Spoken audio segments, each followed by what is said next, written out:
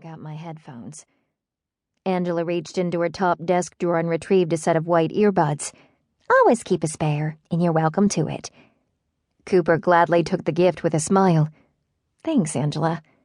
And if you feel the overwhelming need to sing along, you let me know, and I'll tell Mr. Farmer we need to rent a karaoke machine to boost morale. She laughed.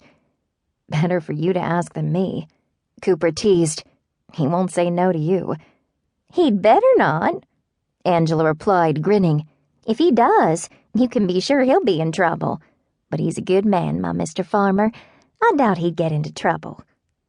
The make-it-work boss and his receptionist had officially been a couple for a few months, but Angela's devotion to Mr. Farmer went back much further than that.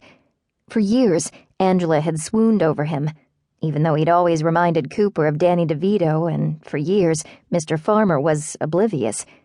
Cooper couldn't figure out why it had taken so long for Mr. Farmer to come around, but whatever his hang-ups had been, they were gone now. These days, the two were inseparable. Angela slipped her compact and lipstick into her purse. Speaking of good man, how's yours?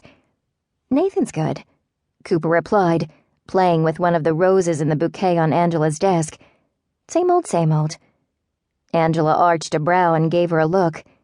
Same old, same old? What's that supposed to mean? Sounds like you're ordering the usual fare at a boring diner. It means that we're doing just fine, Cooper insisted. We're in a very steady relationship and we're not moving too fast. Angela pursed her lips together and shook her head. I don't want to put my nose in other people's business. Cooper stifled a laugh. If there was anything Angela loved as much as she loved Mr. Farmer, it was putting her nose in other people's business.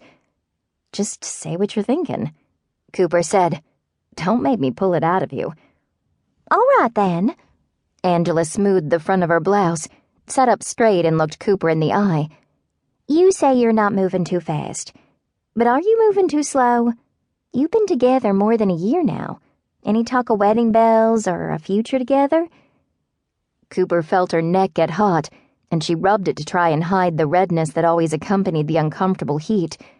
She wished she could hide her embarrassment, like some people, but no matter how hard she tried, when she got nervous, anxious, or embarrassed, her neck burned and turned a telltale red. Well, Angela persisted. We haven't discussed it. If I were you, I'd have insisted we discuss it, as soon as he gave me a box that looked like it had a ring inside. Cooper touched her fingertips to the beautiful diamond studs in her earlobes and thought back to when Nathan had given her the jewelry. It had been shortly after Ashley and Lincoln announced their pregnancy. Cooper had seen Nathan with the box and had heard Earl giving Nathan a talk about how his time would come. What Cooper thought might have been a proposal was merely a gift. Technically, it had 2 rings inside. Earrings don't count. Cooper sighed. Maybe it would have been a good idea at the time, but it's a little late now. Unless you've got a time machine tucked in the back room somewhere between a couple of copiers. At this point, I've got enough on my mind without adding wedding bells to the list. Work, for one, and family, and Nathan, and church, and my sister, and the baby. How is your sister? On bed rest still. The baby's healthy, I just wish I could do something to help her. You can't do much, I'm afraid, except spend time with her. You know, sit with her, visit, gossip like only sisters can. That'll help her pass the time at least. Angela typed something on her keyboard, and Cooper noticed her manicured nails. Each one looked like a ladybug, all red with black spots for the wings, white eyes at the tips and thin black antenna. I think I can do one better than visiting, Cooper said. I'm gonna stop by that hoagie place to grab an early lunch, the one by the mall. Want me to bring you anything? Angela clapped her hands together. Sounds delicious.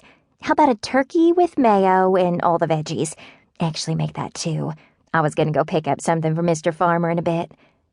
The front door opened and in walked Brandy, who worked in Make-It-Work's document security department. She opened a bottle of water and guzzled half of it. Shredding stuff makes me thirsty, she said, joining Angela and Cooper at the desk. She had long blonde hair with black tips and long acrylic nails that Cooper thought could probably shred documents as well as